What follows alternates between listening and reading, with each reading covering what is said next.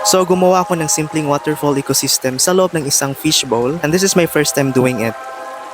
I will also add shrimps. I hope magugustuhan nila ang bago nilang tahanan. I close my eyes and I can see. I started by gathering the materials na gagamitin ko.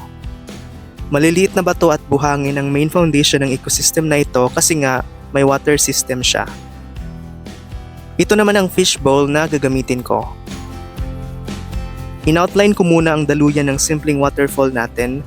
Gumamit ako ng elastic band na waterproof at dinikitan ko lang siya ng maliliit na bato para magmukhang natural pa rin.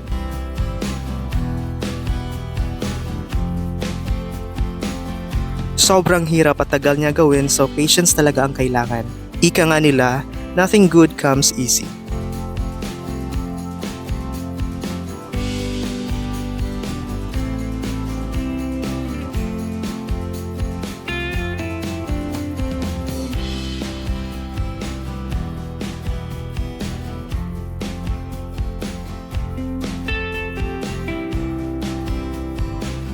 Then, inilagay ko na din ang mga small plants sa loob.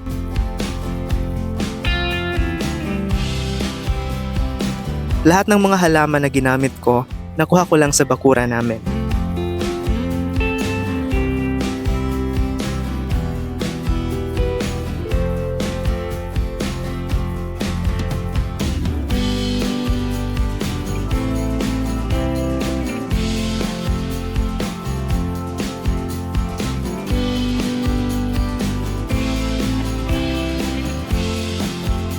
Nilagyan ko rin siya ng healthy soil mix para may makuhang nutrients ang mga plants.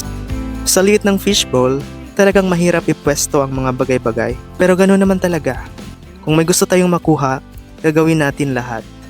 In the end, it will be worth it. Char. At ayan na siya. It's not perfect but masaya ako sa naging outcome. And just I have imagined a water ecosystem with peaceful and calming sound and flow ng tubig.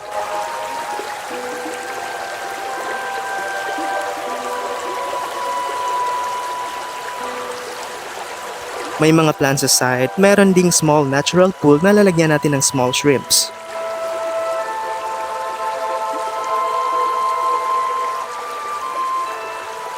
At ito na nga ang tatlong shrimps na ilalagay ko. Meron ding mga snails na tutulong sa paglinis ng tank.